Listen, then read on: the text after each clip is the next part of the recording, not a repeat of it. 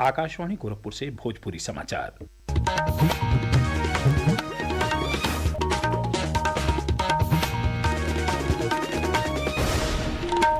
नमस्कार, समाचारन के साथ हम वेद प्रकाश पाठक। प्रधानमंत्री नरेंद्र मोदी कहले हमें कि देश में डिजिटल कनेक्टिविटी अब कोनो विलासिता नहीं बल्कि सबके जीवन के अभिन्न अंग बन चुकल हो। वहाँ के आज नई दिल्ली के यशोभूमि में एशिया का सबसे बड़हन दूर संचार मीडिया प्रौद्योगिकी कार्यक्रम इंडिया मोबाइल कांग्रेस 2025 के 9वां संस्करण का उद्घाटन करत ये बात कहनी। प्रधानमंत्री देश के डिजिटल सार्वजनिक बुनियादी ढांचा के सफलता के रेखांकित करत कहने की ई निवेश नवाचार और मेक इन इंडिया का सबसे बढ़िया समय हो।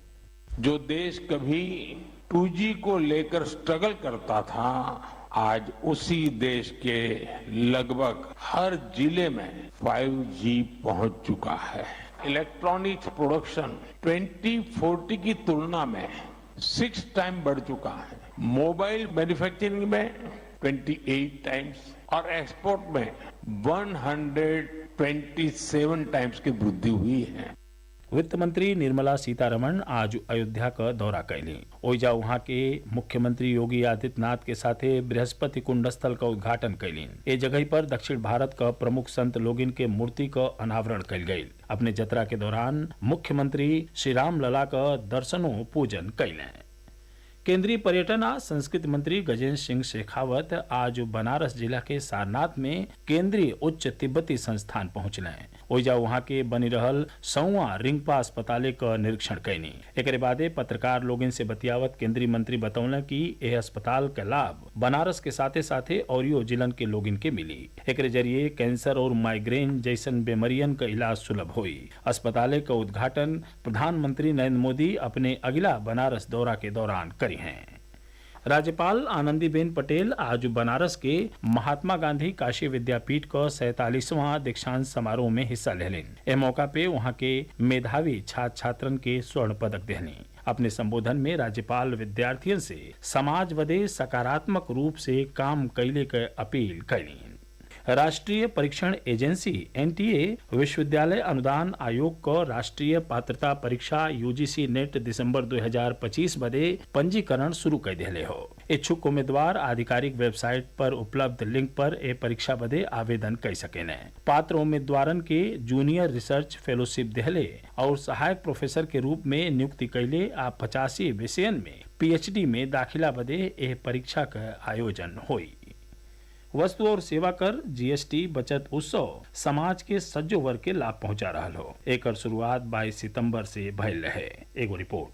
GST में सुधार राज्य के पारंपरिक क्षेत्रन बदे खास महत्व रखेला, जहाँ GST के 12% से घटा के 5% कई दिहल गईल बा। ऐसे भदोही के कालीन, मुरादाबाद के पितरी के बर्तन और सहारनपुर के लकड़ी के नक्काशी जैसन मशहूर उद्योगन के बढ़ावा मिलने के साथ ही कारीगरन के आजीविकों के मजबूती मिलल हो। कानपुर और आगरा का चमड़ा आ जूता उद्योग जिसमें 10 लाख से ज्यादा कर्मचारी काम कर रहे हमें अब 2500 रुपया लेके कीमती वाले सामानों पर कम GST के लाभ उठा सकी हैं। फिरोजाबाद, खुर्जा, गोरखपुर और आजमगढ़ जैसन शहरन में बनल कांच, सिरेमिक और टेराकोटा उत्पादनों पर अब 5% GST लागी, जैसे एक मांग में बढ़ोतरी हुई। एक सतही मेरठ, बनारस और चित्रकूट जैसन शहरन में बनल पारंपरिक खिलौना, हाथ से बनल कागज और पर्यावरण अनुकूल स्टेशनरी के उद्योगों के कटौती से लाभ हुई। आगरा का मशहूर पेठो 5% GST के दायरा में अइले से सस्ता हो गई बा। आकाशवाणी दिल्ली से समर्थ और सौम्या की रिपोर्ट के साथ समाचार कक्ष से प्रेमचंद्र गुप्ता।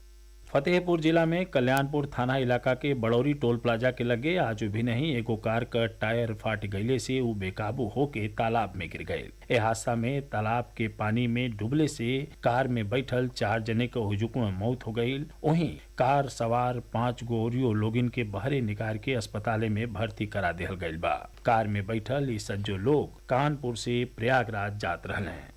फिल्म अभिनेता पंकज त्रिपाठी वीडियो सनेसा में गोरखपुर के लोगों से पोषण माह के सफल बनौले का अपील कैले हमें। गोरखपुर का जिला कार्यक्रम अधिकारी डॉक्टर अभिनव मिश्र बतौले कि एह माह के दौरान जिला में कई गो गतिविधियन के आयोजन कैल जा रहा बा।